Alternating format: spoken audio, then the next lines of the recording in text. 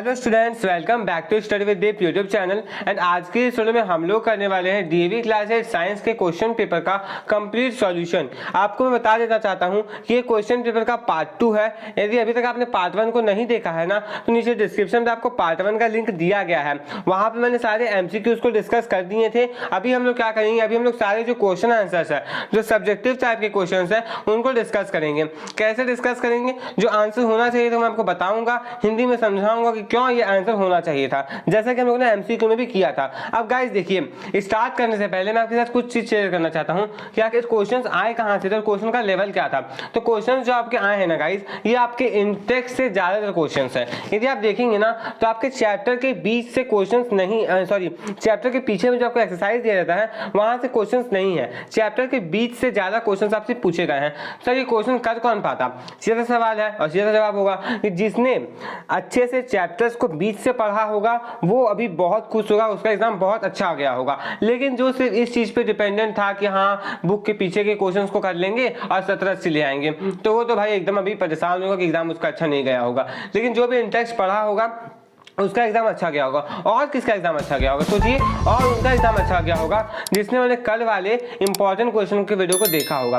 उसमें क्या था, उसमें मैंने आपको बहुत सारे इंपॉर्टेंट क्वेश्चन टिक करवाए थे गाइस। और ये जानकर आपको हैरानी फिर से होगी कि ज्यादातर क्वेश्चन इस क्वेश्चन में आप देखेंगे तो क्वेश्चन वहीं से आए हैं। सर कहां से, इंपॉर्टेंट क्वेश्चन से। आप अभी भी जाकर के देखिए, बहुत सारे क्वेश्चन ऐसे हैं ना जो आपके इंपॉर्टेंट क्वेश्चन से आए हैं। पहले मैं आपको बता देना चाहता हूँ कि कौन कौन से क्वेश्चन वैसे हैं जो इंपॉर्टेंट क्वेश्चन से आए हैं। कुछ मुझे याद भी नहीं है मैंने टिक करवाया था, लेकिन कुछ मुझे याद जो मैंने टिक करवाया था। जैसे कि ये वाला क्वेश्चन आपका वहीं से आया है। ओके, उसके बाद हम लोग यहाँ पर बोले तो आपका ये वाला जो क्वेश्चन है कि इनकम्प्लीट कंबशन होता है तो क्या होता है। उसके बाद सेल के कुछ मैंने आपको ऑर्गन्स का फंक्शन कहा था, देखिए वो भी। तो इस टाइप के क्वेश्चंस जो है आपके एग्जामिनेशन में कहाँ से आए हैं, जहाँ से मैंने आपको कहा था कि आपको इंपॉर्टेंट क्वेश्चन को कर लेना है। फिर गिव रीजंस वाले क्वेश्चन जो भी आपको यहाँ पर स्पेशल, ये स्पेशल शेप वाला, स्ट्रीम लाइन शेप वाला जो भी क्वेश्चन है मैंने टिक करवाया था। देखिए क्वेश्चन वहीं से पहुंचे हैं आपके पास। तो क्वेश्चन गाइस देखिए आ रहे हैं कहाँ से, इंपॉर्टेंट क्वेश्चन वाले वीडियो से। यदि आपको विश्वास नहीं है कि मैंने सारे क्वेश्चन को टिक करवाया था, तो आपको नीचे डिस्क्रिप्शन में उस वीडियो का भी लिंक दे रहा हूं जहां मैंने क्वेश्चन को टिक करवाया था। आप जाकर के देखिए तो सही, क्वेश्चन वहीं से आया है। फिर आपका जो डिफेक्ट वाला क्वेश्चन है, यहाँ पर आई का एक क्वेश्चन है आपका, वो आपका वहीं से आया है। फिर जितने भी रीजंस जो मैंने आपको कहा था कि रीजंस आपको एक्स्ट्रा कर लेने हैं, वो सारे रीजंस भी आपसे कहां से आ रहे हैं। तो मैंने जो इंपॉर्टेंट क्वेश्चन टिक करा था वो, और ये क्वेश्चन आपका, ये कैलोरीफिक वैल्यू वाला, ये तो मैंने एकदम मस्ट कराया था कि आपको करके जाना है। और देखिए क्वेश्चन आपके पास आया हुआ है। तो जो भी इंपॉर्टेंट क्वेश्चन करके गए थे ना, उन्हें बहुत ज्यादा फायदा हुआ होगा, वो बिल्कुल अभी खुश होंगे। दूसरी बात, यहाँ पर ये जो क्वेश्चन था आपका 2 नंबर का, कंपेयर क्लोरोप्लास्ट एंड ल्यूकोप्लास्ट, आप जाकर के देखिए। सेल चैप्टर ना, पहला ही चैप्टर ना, पहले वीडियो था ना ये, आप जाकर के देखिए। वीडियो की स्टार्टिंग में ही बिल्कुल मैंने कहा कि प्लास्टिक को आपको अच्छे से करके जाना है, और प्लास्टिक का क्वेश्चन भी आपके एग्जामिनेशन में बिल्कुल आ गया। फिर थर्मोप्लास्टिक, थर्मोस्टेटिक प्लास्टिक, ये सारे क्वेश्चन आपके एग्जामिनेशन में आए हैं गाइस। तो मैंने ऐसे ही आपको सारे क्वेश्चन टिक नहीं करवाए थे। मैंने पहले भी कहा था, वहां भी कहा था कि जो मैं क्वेश्चन टिक करवा रहा हूँ, कम से कम आप इन्हीं करके जाइए ना, आपको बहुत फायदा होगा। कुछ क्वेश्चन ऐसे थे जो एमसीक्यू में मैंने टिक करवाए थे और वो भी आए हैं। तो चलिए हम लोग यहाँ पे पेपर का डिस्कशन शुरू करते हैं। मैं ज्यादा यहाँ पे अपना जस्टिफिकेशन नहीं देना चाहता हूँ। चलिए, सेक्शन बी के पहले क्वेश्चन में पूछा गया है कि नॉइज पॉल्यूशन अनडिजायरेबल है, तो क्या इसका रीजन होता है। 2 पॉइंट्स आप लिखते हैं। पहला कि नॉइज पॉल्यूशन के चलते लोगों को एंजाइटी, स्ट्रेस, ये सब होने लगता है। दूसरी बात कि बच्चे पढ़ नहीं पाते हैं और अलग अलग तरह की परेशानियां उन्हें होती है। तो इसका आंसर बेसिकली यहाँ पर ये चीज लिख सकते थे। यहाँ पे और करके दिया गया है कि वाई डू रीजन लिखना है बेसिकली कि हम लोग जो है ना ऑक्सीलेटिंग पेंडुलम के चलते जो साउंड प्रोड्यूस होता है वो नहीं सुन पाते हैं। तो इसका रीजन आपको लिखना था।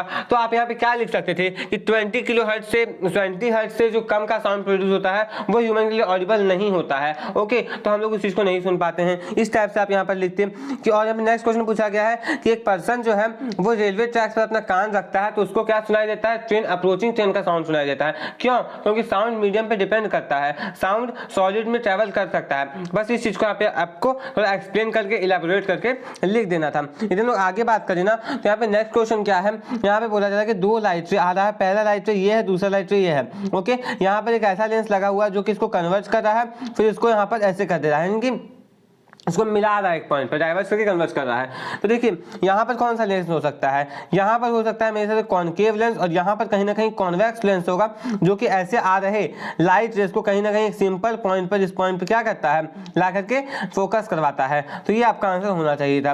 यदि हम नेक्स्ट क्वेश्चन की बात करें तो आपको क्या कहा गया है कि आपको क्लीनर फ्यूल चुनना है अपने व्हीकल के लिए, आप किस फ्यूल को चुनेंगे और 2 पॉइंट्स अपने आंसर में बताइए। तो सबसे पहले आपको क्या देखना रहेगा, पॉइंट्स मतलब क्या कि आप इस फ्यूल को क्यों चुनेंगे। पहला आप ये देखते कि ये फ्यूल इको फ्रेंडली है, ये फ्यूल पोल्यूशन को क्रिएट नहीं करता है, इन सारी चीजों को आपको यहाँ पे बस लिख देना था। सिंपल, मैं सारे पॉइंट्स आपके साथ डिस्कस कर रहा हूँ, आपको बस इन सारे पॉइंट्स आप मिलाइएगा कि आप इन सारे पॉइंट्स को लिख करके आए हैं फिर नहीं लिख कर आए हैं। यदि आपने कोई और पॉइंट ही लिखा है, रेलेवेंट पॉइंट लिखा है, तो आपको मार्क्स पक्का मिलेगा। ओके, यदि हम नेक्स्ट बात करें तो इनकम्प्लीट कंबशन होने पर क्या होता है, ये क्वेश्चन मैंने आपको टिक करवा दिया था। ओके, इनकम्प्लीट कंबशन होने पर क्या होता है, सूट फॉर्म होता है। ओके, उसके चलते क्या होता है, उसके चलते हम लोग को सफोकेशन, यानी हम लोग ये बोल सकते हैं कि एटमॉस्फेयर को पॉल्यूट करता है। दूसरा पॉइंट कि कार्बन मोनोऑक्साइड एक बहुत ही पॉइजनस गैस है जो कि फॉर्म होता है। ओके, कार्बन मोनोऑक्साइड एक पॉइजनस गैस है जो कि फॉर्म होता है और वहाँ पे रेस्पिरेटरी प्रॉब्लम वो क्रिएट करता है, जिसके चलते लोग मर भी जाते हैं, फैटल भी हो जाता है। ओके, ये आप यहाँ पे लिख सकते थे। नेक्स्ट था कि आपको लोकेशन बताना था, फंक्शन बताना था राइबोसोम का। तो राइबोसोम कहाँ होते हैं आपको इस क्वेश्चन में पूछा गया था और उसका फंक्शन क्या है। तो राइबोसोम का जो बेसिक फंक्शन है ना, वो आपको क्या था कि राइबोसोम जो है वो साइटोप्लाज्म में प्रेजेंट होते हैं, और इनका जो बेसिक फंक्शन है वो क्या है कि प्रोटीन के PROTEIN प्रोटीन के सिंथेसिस में हेल्प करते हैं। ओके, प्रोटीन के सिंथेसिस में ये हेल्प करते हैं। ये आपका हो जाता है 2 नंबर का क्वेश्चन, आपको यहाँ से मिल गया था। ओके, देखिए यहाँ पे लगभग 20 से 25 नंबर 40 नंबर का क्वेश्चन तो वहीं से आया जो मैंने टिक करवाया था। कुछ MCQs के भी क्वेश्चन थे जो मैंने टिक करवा रखे थे। ओके, इधर लोग आगे बात करें कि क्या है, देखिए यहाँ पे आपको और करके दिया गया, आपको रफ ER और स्मूथ ER के बीच में कंपैरिजन करना है। तो यार पहले होता क्या है, एंडोप्लाज्मिक रेटिकुलम होता है। एंडोप्लाज्मिक रेटिकुलम के रफ ER का क्या काम है, पहले बस आपको काम ही लिखना था ना, पे कंपेयर करना था। तो किस बेसिस पे, फंक्शन के बेसिस पे, देखिए फंक्शन में लिखा गया है बस। तो आपका जो रफ ER का काम है, सिंथेसिस ऑफ प्रोटीन्स, और जो आपका स्मूथ ER का काम है वो है सिंथेसिस ऑफ फैट्स। बस आपको यहाँ पे बेसिक सा पॉइंट यहाँ पे लिख देना था। ओके, अब यहाँ पे नेक्स्ट क्या है कि कौन सा सर्कमस्टांस जो है ना किसी एडल्ट को किसी एडोलसेंट के टाइम पे किसी एडल्ट को इस चीज के लिए प्रवोक करता है ना कि वो ड्रग्स को कंज्यूम करे। तो बेसिकली यहाँ पर ना बात आ जाती है शो ऑफ की। जो लड़के होते हैं ना वो कहीं ना कहीं शो ऑफ करना चाहते हैं कि हाँ देखो हम यहाँ पे इन सारी चीजों का यूज कर रहे हैं, हम ड्रग्स ले रहे हैं, ये कर रहे हैं, पीयर प्रेशर कि हमें किसी भी कीमत पे अपने जो भी दूसरा जेंडर है उसे वो इम्प्रेस करना चाहता है। तो इसलिए अपोजिट सेक्स जो भी है उसको वो इम्प्रेस करना चाहता है। अपने आप को कूल, ये जो वर्ड है ना कूल, बस आपने अब यूज करना था कि अपने आप को कूल दिखाने के लिए ना वो कहीं ना कहीं इन सारी चीजों को लेता है, जिसके चलते उसका हेल्थ आगे जाकर के अफेक्टेड हो जाता है, नशे उसे लग जाते हैं। ओके, चलिए अब सेक्शन सी में आ जाते हैं जहाँ पे 3-3 मार्क्स वाले डायरेक्ट क्वेश्चन पूछे गए हैं। क्या है, name the petroleum product use for making road. आपको पेट्रोलियम प्रोडक्ट बताना, ध्यान रखिएगा पेट्रोलियम प्रोडक्ट पूछा गया था जो कि रोड बनाने के काम में लाया जाता है।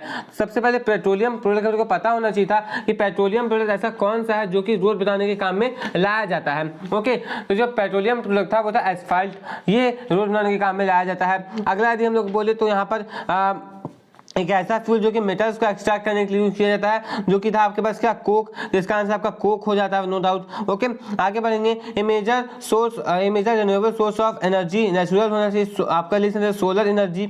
ओके, सोलर एनर्जी आप यहाँ पे लिख देते तो आपका ये हो जाता। नेक्स्ट यदि हम बोले तो क्या है, while objects moving through fluids are given special shape. देखिए सिंपल क्वेश्चन, ये मैंने आपको टिक करवा दिया था। ओके, स्पेशल शेप क्यों दिया जाता है, ताकि वो लोग जो है वो क्या कर पाए, फ्लूइड फ्रिक्शन को कहीं ना कहीं काट पाए, फ्लूइड फ्रिक्शन जो भी है उसको कहीं ना कहीं पे काट पाए। ओके, फ्लूइड फ्रिक्शन को काट देंगे तो क्या होगा, उनका जो उन पे रेजिस्टेंस है वो कहीं ना कहीं कम लगेगा। इसका रीजन ये हो जाता। Give examples of two objects whose designing is done to make them have special shapes. कौन कौन से ऐसे 2 एग्जांपल्स आपको बताने हैं। तो आप यहाँ पे एक एरोप्लेन लिख सकते थे शांति से, और शिप्स लिख सकते थे। ये 2 एग्जांपल आप लिख देते जहाँ पे फ्लूइड्स का काम है और फ्लूइड्स को ये चीर के आगे बढ़ते हैं। ओके, नेक्स्ट क्या है कि एयर रेजिस्टेंस कैसे चेंज होता है, जब बॉडी का सर्फेस एरिया चेंज करता है, इंक्रीज कर देते हैं। जब हम लोग बॉडी के सर्फेस एरिया को इंक्रीज कर देते हैं तो क्या होता है, जब हम लोग बॉडी के सर्फेस एरिया को इंक्रीज कर देते हैं ना तो कहीं ना कहीं ये चीज होता है कि जो आपका ये है फ्लूइड फ्रिक्शन है वो भी कहीं ना कहीं बढ़ जाता है, एयर रेजिस्टेंस जो है वो कहीं ना कहीं बढ़ जाता है। जैसे जैसे हम लोग बढ़ाते जाएंगे सरफेस एरिया को, वैसे वैसे जो एयर रेजिस्टेंस है वो बढ़ते चला जाएगा। सर आप इंग्लिश में आंसर्स को क्यों नहीं बता रहे हैं? मैं इंग्लिश में आंसर्स को इसलिए बता रहा हूँ ताकि आप लोग समझ तो पा रहे हैं बेसिक पॉइंट्स क्या जानना चाहिए था। आप बेसिक पॉइंट्स को मिलाएंगे कि आपने इन सारी चीज़ों को लिखा है कि नहीं। यदि आपने इन सारी चीज़ को लिखा है तो आपको मार्क्स मिलेगा। यदि आपने थोड़ा एलेबोरेट करके फिर अलग टाइप से लिखा है तो भी आपको मार्क्स मिलेगा। मैं यहाँ पे बस बेसिक्स बता रहा हूँ कि इस टाइप से आंसर्स आपको लिखने थे इन सारे क्वेश्चंस के। ओके, अब ये जो क्वेश्चन है ना, इसका आंसर आप लोग नीचे कमेंट बॉक्स में कमेंट करके बताएंगे। मैं आपको लगभग सारे क्वेश्चन बता रहा हूँ गाइस, ध्यान दीजिएगा। मैं आपसे एक दो क्वेश्चंस कमेंट बॉक्स में पूछ रहा हूँ ताकि मुझे पता चल सके कि आपने कितने सारे क्वेश्चंस किए थे और कितने सारे क्वेश्चंस नहीं किए थे। तो इन सारे क्वेश्चन को आप लोग, ये जो क्वेश्चन है 30 नंबर, इसका आप लोग नीचे कमेंट बॉक्स में कमेंट करके बताइएगा। ओके, एक क्वेश्चन सर यहाँ पे छूट गया मुझे से, ये देख लेते हैं एक बार। 29 में क्या पूछा गया है कि sometimes in spite of all precautions and productive actions our eyes. देखिए यहाँ बोला गया है ना कि हमारे आईज में सारे स्ट्रिक्ट एक्शंस लेने के बाद भी कहीं ना कहीं हमारे आईज में डिफेक्ट हो जाता है। तो सबसे पहले क्या डिफेक्ट हुआ है? ऐसा डिफेक्ट जो कि इलॉन्गेशन ऑफ आई बॉल के चलते हो। तो इसका आंसर होता है आपका मायोपिया। क्या होता है? मायोपिया होता सर, मायोपिया। इसका आंसर मायोपिया होता। नेक्स्ट क्वेश्चन क्या था? Eye lens become hazy. Simple सा बात है, कैटरैक्ट, जिसको हम लोग क्या बोलते हैं? मोतियाबिंद बोलते हैं, कैटरैक्ट। इसका आंसर कैटरैक्ट हो जाता। नेक्स्ट क्या है कि नियर बाय इमेज का जो ऑब्जेक्ट है वो हम लोगों को रेटिना के पीछे बनता है। इसका आंसर क्या होता है? हाइपरमेट्रोपिया। क्या हो जाता है सर? हाइपरमेट्रोपिया। इसका आंसर ये हो जाता। ओके, तो इस टाइप के क्वेश्चंस आपके एग्जामिनेशन में पूछे गए थे और मैंने ये भी कहा था कि डिफेक्ट ऑफ आई वाला क्वेश्चन आएगा और आप देखिए क्वेश्चन आया भी है। ओके, तो सारे क्वेश्चंस इंपॉर्टेंट थे कहीं ना कहीं। इधर लोग आगे बोले तो आपको मैंने कहा 30 क्वेश्चन का आप लोग नीचे कमेंट बॉक्स में कमेंट करके आंसर बताएंगे। मैं इसका आंसर आपको कमेंट में जो भी पहले सही देगा ना उसको मैं पिन कर दूंगा इसका आंसर। ओके, चलिए आगे बढ़ते हैं। Explain why sand is used to extinguish fire caused by petrol. Sand को हम लोग यूज क्यों करते हैं? हम लोग सैंड का यूज, ये क्वेश्चन करते हैं, देखिए यहाँ पे सैंड को हम लोग यूज इसलिए करते हैं ना ताकि जो भी एयर का कांटेक्ट हो रहा है उस पेट्रोलियम प्रोडक्ट के साथ उसे तोड़ा जा सके। एयर का कांटेक्ट टूट जाएगा तो कहीं ना कहीं हमारे पास जो एयर नहीं जाएगा तो कंबशन नहीं ना होगा, आगे कंबशन स्टॉप हो जाएगा। इसलिए हम लोग यहाँ पे सैंड का यूज कर लेते हैं। ओके, तो यहाँ पर इसका बेसिक सा रीजन जो है इस क्वेश्चन का हो जाता। यदि हम नेक्स्ट बोले तो पीस ऑफ पेपर जो है तुरंत जल जाता है जब हम लोग बर्निंग मैच, जले हुए मैच स्टिक उसके सामने लेकर के जाते हैं। तो जब हम लोग जले हुए मैच स्टिक को उसके सामने लेकर के जाते हैं तो क्या होता है कि जो पेपर का इग्निशन टेम्परेचर वो बहुत लो होता है और एकदम तुरंत ही जो इग्निशन टेम्परेचर वो अटेन हो जाता है, जिसके चलते मैच स्टिक लेने के साथ ही वो कहीं ना कहीं जल जाता है, आग उसमें लग जाती है। अच्छा, नेक्स्ट क्वेश्चन क्या है? नेक्स्ट क्वेश्चन यह पूछा गया कि वाटर को हम लोग यूज नहीं करते हैं इलेक्ट्रिकल फायर्स के लिए। क्यों नहीं करते हैं? ताकि हम लोगों को इलेक्ट्रिक शॉक्स ना लगे। वहाँ पे शॉर्ट सर्किट यदि हुआ है, ओके, और यदि हम लोग वहाँ पे और जगह पानी डालेंगे ना तो इलेक्ट्रिक शॉक्स लगेगा अर्थिंग के चलते। तो यहाँ पर हम लोग को इलेक्ट्रिक शॉक नहीं लगे इसलिए हम लोग पानी नहीं डालेंगे। जो आग से पानी होता है, सॉरी, जो बिजली से पानी होता है उसको वहां भी कहीं ना कहीं लोग सैंड का यूज करते हैं कभी कभी। ओके, तो ये इसका आंसर हो जाता। 32nd क्वेश्चन की हम लोग बात करें, अच्छा यहाँ पे और करके दिया गया है। अब देखिए यहाँ पर क्या है, 2 kg है और इतना है आपका, तो कितना एनर्जी प्रोड्यूस होगा? 2 को इससे मल्टीप्लाई कर दीजिए, 80,000 इसका आंसर आ जाता। ओके, हम लोग यहाँ पर बोले नेक्स्ट तो क्या है कि 2.5 kg है और इतना प्रोड्यूस हो रहा है। तो आप क्या करते, बस यहाँ पे 95,000 को डिवाइड कर देते, कितना से? 2.5 से करिए, यहाँ पे कितना आएगा? 2.5 38, मेरे हिसाब से यहाँ पे आपका 38,000 से आना चाहिए। ठीक है, तो यहाँ पे 38,000 किलो जूल पर केजी इसका आंसर हो जाएगा। ओके, यहाँ पे क्या पूछा गया है कि कौन सा फ्यूल जो है वो बेटर है और क्यों बेटर है, तो इसका आंसर आपको यहाँ पे लिखना था। तो देखिए जिसका कैलोरीफिक वैल्यू 1 kg पे ज्यादा आएगा वो ज्यादा अच्छा होगा। तो आप यहाँ पे देखिए ये 2.5 kg में कुछ 38,000 कुछ देगा। ठीक है, जब इसे डिवाइड करेंगे ना और इसको डिवाइड कीजिए 40 को 2 से, तो कितना आ रहा है? 20,000 किलो जूल पर केजी। ये आ रहा है 20,000 किलो जूल पर केजी और यहाँ पे कितना आ रहा है? कुछ 19,000 या फिर उससे कम ही आएगा। तो फ्यूल 1 जो है वो बेस्ट फ्यूल था यहाँ पर। ओके, आगे बढ़ते हैं यहाँ पर हम लोग। 32 में क्या पूछा गया है? Observing personal hygiene is essential, why which practices should be adopted by adolescents to promote personal hygiene. Personal hygiene को बढ़ाने के लिए किसी एडोलसेंट्स को क्या क्या करना चाहिए? तो उसे फिजिकल एक्सरसाइज करना चाहिए, कहीं ना कहीं उसको ड्रग्स को ना करना चाहिए, उसे ड्रग्स नहीं लेना चाहिए। ओके, ज्यादा इधर उधर की चीजों में ध्यान नहीं दे करके पढ़ाई में कहीं ना कहीं फोकस करना चाहिए। ओके, क्योंकि देखिए ये उम्र नहीं होती, adolescence is not a age. Adolescence वो एज नहीं कि आप यहाँ पे सारी चीजों को कर लेंगे। आपको यहाँ पर कहीं ना कहीं अपने आप पे सेल्फ कंट्रोल होना चाहिए। तो ये सारी चीजें आप लोग यहाँ पर लिख सकते थे। आगे बढ़ेंगे, what is known as the unit of inheritance. Simple question का सिंपल आंसर 4, इसका 4 अल्फाबेट का आंसर होता जीन, इसका आंसर होता जीन होता फर्स्ट का। तो ये क्वेश्चन आपका हो जाता है सिंपल। नेक्स्ट क्या, compare chloroplast leucoplast on the basis of colour. Chloroplast का कलर हरा होता है, ल्यूकोप्लास्ट कलरलेस होता है, पहला हो गया। फंक्शन क्या है, क्लोरोप्लास्ट है ग्रीन पिगमेंट जो कि क्या करता है, हम लोगों को कलर देता है, प्लांट के पार्ट्स में ग्रीन कलर देता है। और वहीं जो ल्यूकोप्लास्ट है आपका, ल्यूकोप्लास्ट आपका क्या करता है, एक स्पेस प्रोवाइड करता है जिसमें कि आपका स्टार्च, प्रोटीन, ऑयल्स ये सब क्या हो पाए, स्टोर हो पाए। ओके, तो ये आप लोग यहाँ पर लिखते हैं। ओके, चलिए अब 34th क्वेश्चन में आ जाइए। आपको थर्मोप्लास्टिक और थर्मोस्टेटिक प्लास्टिक के बीच में क्या करना था, डिफरेंस बताना था। तो थर्मोप्लास्टिक में क्या होता है, लीनियर अरेंजमेंट होता है, और थर्मोस्टेटिक में क्या होता है, क्रॉस लिंक्ड अरेंजमेंट होता है। ओके, ये दोनों हो गया। तो अरेंजमेंट ऑफ मॉलिक्यूल्स का हो गया।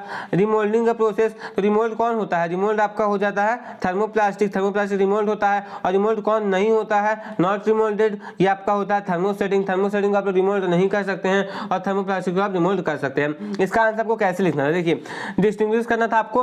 सबसे पहले आप यहाँ पे एक बनाते हैं टेबल इस टाइप का।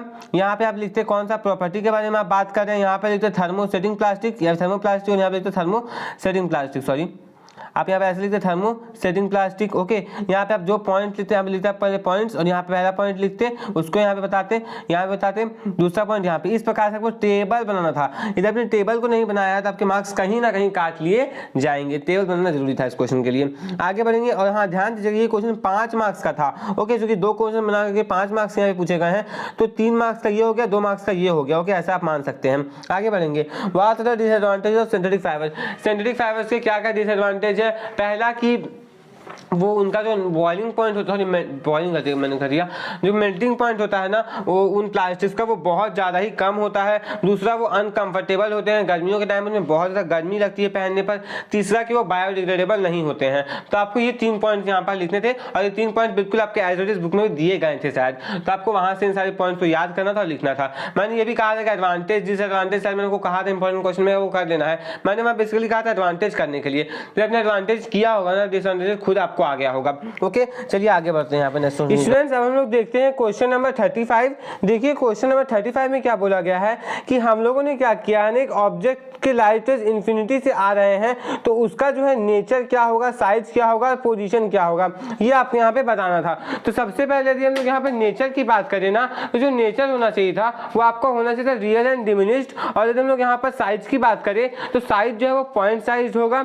और यदि हम लोग यहाँ पर ना कहाँ पर इमेज फॉर्म होगा वो बताएं, तो इमेज फोकस पर फॉर्म होगा, क्योंकि इन्फिनिटी से जब भी लाइट से आता है तो वो इमेज जो है वो फोकस में फॉर्म हो जाता है। इसका आप लोगों को अब एक रे डायग्राम बना देना था। सिंपल सा रे डायग्राम इसका बनता किस प्रकार का, आपका इसका रे डायग्राम आप इन्फिनिटी से लाइट रे को लेकर के आते और इसे आप फोकस में क्या करवा देते हैं, कन्वर्ज करवा देते हैं। ओके, अब हम लोग आगे क्वेश्चन को देखते हैं। नेक्स्ट क्वेश्चन क्या पूछा गया है, देखिए। अच्छा, इस क्वेश्चन में आपको और करके दिया गया है कि हम लोग क्यों नहीं परसीव कर पाते हैं किसी भी स्विमिंग पूल के एक्चुअल डेप्थ को। तो इसका जो बेसिक रीजन था ना वो क्या था, बेसिक रीजन था रिफ्रैक्शन के चलते। रिफ्रैक्शन के चलते हम लोग इसको आपको एलैबोरेट करके लिखना था। मैंने देखिए अब ये क्वेश्चन भी क्यों मैं कहूंगा कि क्वेश्चन मैंने बताया था, इसलिए क्योंकि ये इसका आंसर जो है बिल्कुल वैसा ही होता है जैसे कि एक पेंसिल को डिप करने पर होता है।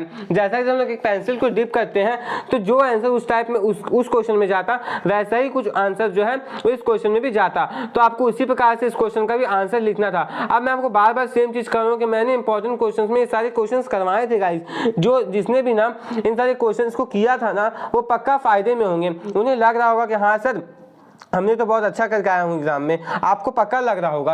अब किसने किसने इसका आंसर सही लिखा है ना, नीचे कमेंट बॉक्स में कमेंट करके बताइएगा। इसका बेसिक रीजन क्या था, रिफ्लेक्शन था। आगे बढ़ेंगे नेक्स्ट क्वेश्चन की तरफ। नेक्स्ट क्वेश्चन क्या बोला गया है यहाँ पर, यहाँ बोला गया है कि एक रे ऑफ लाइट जो है ग्लास स्लैब को 90 डिग्री पर स्ट्राइक कर रही है, तो आपको उसका क्या बताना, आपको उसका एंगल ऑफ इंसिडेंस बताना और एंगल ऑफ रिफ्रैक्शन। तो ये बेसिक सा क्वेश्चन है, इसी सा क्वेश्चन है। आप लोग इसका आंसर नीचे कमेंट बॉक्स में कमेंट करके बताइए। आगे बढ़ते हैं। When white light is pass through a glass prism then which colour bends minimum towards the base of prism. यानी कौन सा कलर जो है वो मिनिमम बेंड होता है प्रिज्म के बेस की तरफ, कौन सा जो कलर है वो मिनिमम बेंड होता है, कौन सा कलर मैक्सिमम बेंड होता है, वो आपको यहाँ पर क्वेश्चन में पूछा गया है। तो मैक्सिमम बेंडिंग की बात करें तो मैक्सिमम बेंडिंग जो है वो वायलेट सफर करता है, और जो मिनिमम बेंडिंग है ना वो आपका रेट का सफर करता है। बेंडिंग की यहाँ बात करी गई है, स्पीड की बात यहाँ पर नहीं की गई है, इस बात का आप लोग ध्यान रखिएगा। मिनिमम कौन बेंड होता है? मिनिमम रेट बेंड होता है, क्योंकि देखिए कैसे होता है, ये आपका एक प्रिज्म होता है, यहाँ पे व्हाइट लाइट जाता है, देखिए वायलेट पूरी तरह से आपका होता है, और यहाँ पे रेड जो है वो कहीं ना कहीं इस प्रकार से यहाँ एकदम करेक्टली बन नहीं रहा। हाँ, ये देखिए आपका रेड वाला लाइट जो ये होता है और वायलेट वाला जो सबसे नीचे में हो जाता है, तो ये आपका हो जाता है। आगे बढ़ते हैं। Why does light bend when it travels from two different optically? देखिए दो डिफरेंट ऑप्टिकली मीडिया से जब कोई लाइट से ट्रैवल करता है तो वो क्यों बेंड करता है, वो आपको यहाँ पर क्वेश्चन में पूछा गया था। देखिए जब भी लाइट से ट्रैवल करता है एक क्या बोलते हैं उसके, एक ऑप्टिकल डेंसर मीडियम से या फिर रेयर मीडियम से, तो वो नॉर्मल के आसपास बेंड करता है। ओके, क्यों बेंड करता है? तो बेसिकली रिफ्रैक्शन के चलते ही बेंड करता है। और यहाँ पर आपको क्या करना था ना इस क्वेश्चन में कि दो जो रूल्स थे वो भी आपको यहाँ पर कहीं ना कहीं लिख देना था, तो आपको मार्क्स मिल जाता पूरा। आगे बढ़ेंगे नेक्स्ट क्वेश्चन की तरफ। यहाँ पे देखिए नेक्स्ट क्वेश्चन में पूछा गया है कि आपको उस पाथ का नाम बताना है ना जो कि ह्यूमन बॉडी में स्पर्म का प्रोडक्शन करता है। सेकेंड क्वेश्चन क्या पूछा गया है कि यहाँ पर आपको वेल लेवल डायग्राम बनाना है स्पर्म का। एक वीडियो मैंने डाला था अभी जिसमें मैंने ये कहा दिया था ना गलती से कि आपका एक भी वेल लेवल डायग्राम नहीं आया था, लेकिन यहाँ पर आपके क्वेश्चन पेपर में ना एक डायग्राम आया हुआ है। ओके, डायग्राम आपका किस चीज का आया? स्पर्म का। और आपकी जानकारी के लिए मैं आपको बता दूं कि मैंने आपको कहा भी था कि स्पर्म जो है ना वो आपका आएगा एग्जामिनेशन में, और देखिए ये जो स्पर्म है वो आपके एग्जामिनेशन में आए हैं। ओके, तो इसका जो देखिए हम लोग यहाँ पे यदि इसका डायग्राम की बात करें तो इसका डायग्राम आपका जो बेसिक डायग्राम है वो उसी प्रकार से आपको बनाना था। इसका डायग्राम आपको जिस प्रकार से बनाते हैं, मिडिल पार्ट को दे दे, फिर यहाँ पे टेल पार्ट को दे दे, इस प्रकार से आपको इसका डायग्राम बनाना था। इसके पहले पार्ट के आंसर की बात करें तो इसका पहले पार्ट का आंसर क्या होता है? टेस्टिस। ओके, टेस्टिस जो इसका सही आंसर हो जाता। ओके, इसका आंसर क्या होता है? टेस्टिस हो जाता। आगे बढ़े। Write two functions of the hormone produced by ovaries. Ovaries से जो आपका हार्मोन प्रोड्यूस होता है उसके आपको दो फंक्शन बताने हैं। तो क्या था? पहला ये आपका देखिए ये ओवा की प्रोडक्शन में हेल्प करते हैं, ये जो हार्मोन्स होते हैं ओके उसके प्रोडक्शन को कंट्रोल करते हैं, और दूसरा क्या है ना कि प्रेगनेंसी के टाइम पर कहीं ना कहीं मेंटेनेंस भी करते हैं, तो ये इसका सही आंसर हो जाता। आगे बढ़ेंगे। ये जो क्वेश्चन है ना ये विजुअली इंपेयर के लिए, इसलिए हम लोग इसको डिस्कस नहीं करने वाले हैं। ओके, नेक्स्ट क्वेश्चन है कि एक फ्रॉग का जो इंटेस्टाइन होता है वो टैडपोल से छोटा होता है, ऐसा क्यों? क्योंकि जैसे जैसे वो बड़ा होते चला जाता है ताकि वो कार्निवोरस एनिमल्स के लिए भी अपने आप को एडेप्ट कर पाए, इसके लिए उसका जो इंटेस्टाइन है वो छोटा हो जाता है, ये इसका आंसर हो जाता। नेक्स्ट क्वेश्चन है कि जाइगोट कैसे डेवलप करता है? एक एम्ब्रियो से जाइगोट कैसे डेवलप करता है? तो आपको यहाँ पे कैसे होता, देखिए इसका आंसर मैं इंग्लिश में बता रहा हूँ। The zygote immediately divides into two cells. देखिए जो जाइगोट है वो दो सेल्स में पहले टूटता है, ये सेल्स आगे चल करके डिवाइड होते चले जाते हैं और बाकी आगे कपल्स ऑफ सेल्स को ये बनाते हैं। कपल ऑफ डेज में बहुत सारे क्लस्टर ऑफ सेल्स को बनाते हैं जो कि यूट्रस में जाकर के फिर चिपकता है, वहां पे फिर वो रह जाता है। अब आपको नेक्स्ट क्वेश्चन क्या पूछा गया है कि आपको रिप्रोडक्टिव पैटर्न बताना है पिजन और कैट में। और आपकी जानकारी के लिए फिर से बता दूं कि ये जो क्वेश्चन है ना वो भी मैंने टिक करवाया था कि आपका जो रिप्रोडक्टिव पैटर्न उससे भी क्वेश्चन आएगा। तो पिजन में कैसा होता है? Internal development, sorry internal fertilisation, external development. और ह्यूमंस में क्या होता है या फिर बोल सकते हैं कैट में क्या होता है? कैट में होता है internal fertilisation and internal development. Okay, simple question था कि बहुत हार्ड क्वेश्चन ये सब नहीं था। तो बस इसी के साथ आपका जो क्वेश्चन पेपर है वो हो चुका है कंप्लीट। हम लोगों ने दो पार्ट में इसे पूरी तरह से डिस्कस कर लिया है। फर्स्ट पार्ट में हम लोगों ने एमसीक्यू को देख लिया, सेकंड पार्ट में इसके साथ सब्जेक्टिव क्वेश्चंस को देख लिया। तो यदि आपको ये वीडियो पसंद आया गाइस तो इस वीडियो को लाइक कर दीजिए, और यदि आप इस चैनल पर नए हैं तो चैनल को सब्सक्राइब करके बेल आइकन को प्रेस करके और प्रेस कर लीजिए, क्योंकि मैं आपके लिए ऐसे एजुकेशन लाता रहता हूं। आप ध्यान दीजिएगा ना इस बात पर कि कहने की बात यह है ना गाइस, मेन मुद्दा क्या है? क्वेश्चंस आया कहां से? क्वेश्चंस आपके आए इंपॉर्टेंट क्वेश्चन से। जिन्होंने भी इंपॉर्टेंट क्वेश्चंस किया होगा ना वो बहुत अच्छा करके आए होंगे, क्योंकि आप देखिए ना गाइस मैं क्या बताऊं आपको, ये क्वेश्चन मैंने इंपॉर्टेंट टिक करवा दिया था। जाइगोट कैसे फॉर्म होता है ये मैंने इंपॉर्टेंट टिक करवा दिया था। अब आपको विश्वास नहीं हो रहा है ना तो आप इंपॉर्टेंट क्वेश्चन वाले वीडियो को जाकर के देख लीजिए, आपको आई बटन में डिस्क्रिप्शन पे सब जगह मैं लिंक दे दूंगा, वहां पर आप जाकर के देखिए इंपॉर्टेंट क्वेश्चन के वीडियोस मैंने डाले थे, डायग्राम्स के वीडियो डाले थे, डायग्राम भी बिल्कुल वहीं से आ रहा है, आपका इंपॉर्टेंट क्वेश्चन भी आ रहा है जो मैंने टिक करवाए थे। तो दिक्कत कहाँ हुई? दिक्कत यह हुई कि आपने किया नहीं। यदि आप सही तरीके से करते ना तो कोई दिक्कत बिल्कुल नहीं होता, आपका एग्जाम अभी अच्छा चला जाता। अब देखिए, यदि आपने साइंस का वीडियो नहीं देखा था इंपॉर्टेंट क्वेश्चन का तो कोई बात नहीं, लेकिन अब आप लोग संस्कृत का, हिंदी का देख लीजिएगा, उसका भी आपका अपलोडेड है, स्ट्रेटेजी जाकर के देख लीजिएगा कि कैसे आपको पढ़ाई करनी है, क्योंकि जिन्होंने टाइम को वेस्ट किया होगा उनका भी दिक्कत हुआ होगा एग्जामिनेशन में। पेपर लेंदी था, मैंने कमेंट्स देखे स्टूडेंट्स के कि हाँ सर पेपर बहुत लेंदी था, बहुत हार्ड था। देखिए हार्ड नहीं था, हार्ड क्वेश्चन नहीं होता, हार्ड आपका अटेम्प्ट होता है, आपकी तैयारी होती है कि आपने कैसे उस चीज के लिए तैयारी की थी। तो आप लोग अभी जाकर के संस्कृत सीजन का वीडियो आराम से देख सकते हैं, देखिएगा आपको पक्का फायदा होगा। ओके, मैं ये मान के चल रहा हूँ जब मिलाएंगे तो 40 से लगभग 40 मार्क्स का क्वेश्चन, 40-50 मार्क्स का क्वेश्चन जो है वो कहीं ना कहीं इंपॉर्टेंट क्वेश्चन डायरेक्ट उठ करके आया है। जो करके गए होंगे वो फायदे में होंगे। ज्यादा वीडियो को लॉन्ग नहीं करेंगे, मैं यहाँ वीडियो को रोक रहा हूँ। आगे आप लोग का जो भी एग्जामिनेशन है उसकी आप लोग तैयारी करिएगा, टाइम को वेस्ट बिल्कुल भी नहीं करिएगा। मिलते हैं नेक्स्ट वीडियो में किसी ने एक्सप्लेनेशन, सॉल्यूशन या क्वेश्चन पेपर के वीडियो के साथ। Thanks for watching.